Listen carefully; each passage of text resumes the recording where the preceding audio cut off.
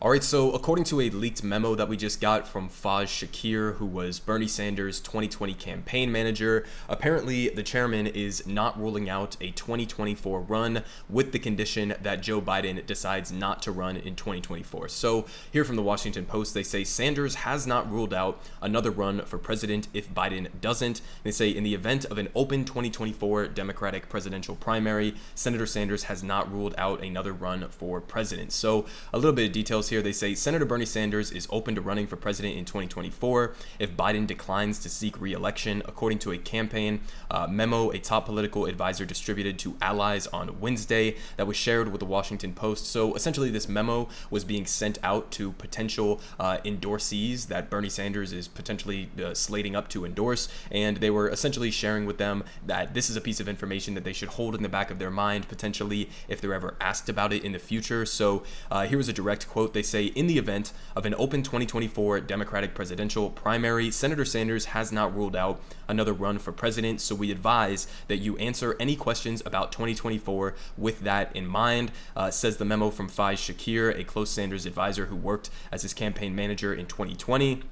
And they say the memo was shared by a person with direct knowledge of its contents on the condition of anonymity because it was not released publicly, and confirmed by a second person with direct knowledge of the contents. And Shakir did not immediately respond to a request for comment, but they say, quote, while it's frustrating that this private memo leaked to the media, the central fact remains true, which is that Senator Sanders is the most popular office holder in the country, said Sanders spokesperson Mike Koska when asked for comment. And Koska and the memo based that assertion on a recent poll, and I'll show you that poll here in a second. But they say still many Democrats see Sanders as a polarizing figure whose socialist label and association with the Democratic candidates could hurt in the general election, particularly in swing states, dragging down other candidates. So this assertion here is just completely fucking made up. There's absolutely no evidence that Bernie Sanders would have done anything but help down ballot candidates if he won in 2020 or if he was to run again in 2024. And again, as they're saying here, according to this recent poll that was done by YouGov America,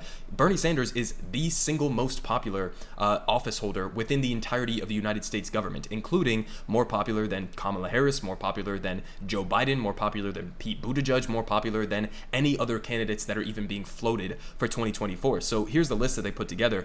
Number one sits Barack Obama, who's at 56% popularity. Number two is Jimmy Carter at 54%. Arnold Schwarzenegger, weirdly, is at 51%. And Bernie Sanders is there in fourth place at 48%, and obviously none of the guys who are ahead of him are still holding any office position. So he's the single most popular active member of the United States government, and this is not just according to this poll. We've seen this very consistently. I think it was a different pollster that I think it was Morning Consult came out with these yearly polls that they were doing, which consistently for I think like 11 years or almost a decade in a row ranked Bernie Sanders as the most popular senator in the entire country. So this has been very consistent, and it's not really a mystery as to why it's consistent. It's because Bernie Sanders himself has consistently stood for the most popular policies in the country, especially the ones that he was putting forward in his 2020 campaign. So, I mean, even if you want to go back and do a rehash of how he lost the 2020 primary against Joe Biden, I mean,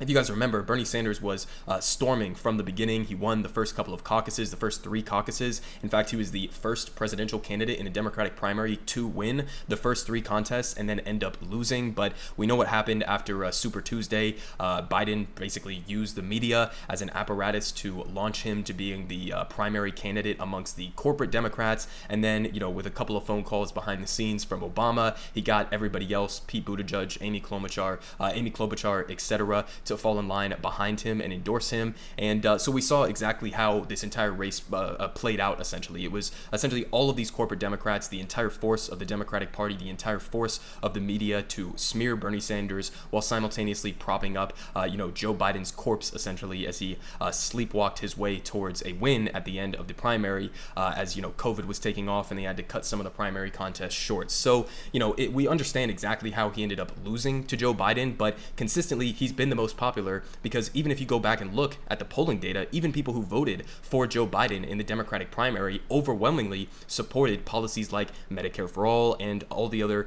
major flagship items that Bernie Sanders was running on. So if you're talking about policy and you're talking about a guy who was able to go and build a broad coalition of Americans to actually support and come in line with his agenda without moving his positions at all, well, that guy is Bernie Sanders, and obviously I think that he would have a much better chance against a potential, Donald Trump or Ron DeSantis-like figure in the 2024 elections. I don't think there's any chance that Joe Biden wins re-election if he wants to run again, which is pretty much the biggest question, because, as you can see from the headline here, all of this is just conditioned on whether or not Joe Biden himself decides to run again. And unfortunately, according to the latest reports that we've seen, Joe Biden recently told Barack Obama that he will run again in 2024. So I don't know why you would think, as he says down here, that he's the only one who can beat Trump.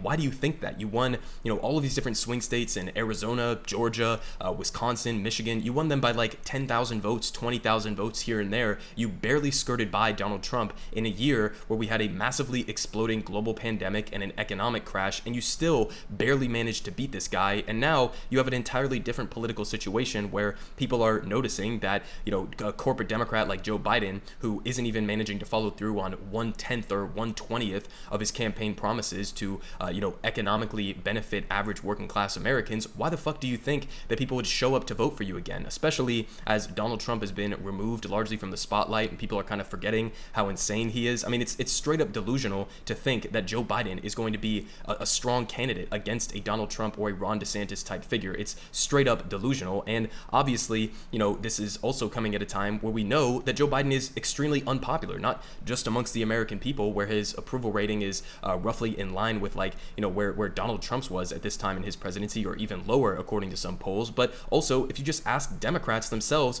over half of Democrats want party to back an alternative to Biden in 2024. So a majority of Democrats don't even want Joe Biden to run again. So why the fuck would you run again? You've already pissed off young voters. We talked about all of the different polling data that's showing that young voters are overwhelmingly the disproportionate demographic that is bailing on Joe Biden right now. And, what do young voters support? Well, they overwhelmingly supported a guy like Bernie Sanders, who was promising the big, bold economic reforms that this country actually needs and wants. So, if you're going to put forward Joe Biden, then expect yourselves to get absolutely curb stomped in 2024. But, again, this is all up to Joe Biden, whether or not he wants to run again. If he doesn't, then you'll have people like, Kamala Harris and Pete Buttigieg throwing their names in the ring. And honestly, I would take literally Bernie Sanders' corpse to wipe the floor with either Kamala Harris or Pete Buttigieg in the primary, and then follow it up with wiping the floor with Ron DeSantis or Donald Trump or whoever else the fuck that Republicans want to put up on their tickets. So I think he's by far, of the candidates that are on the table potentially right now,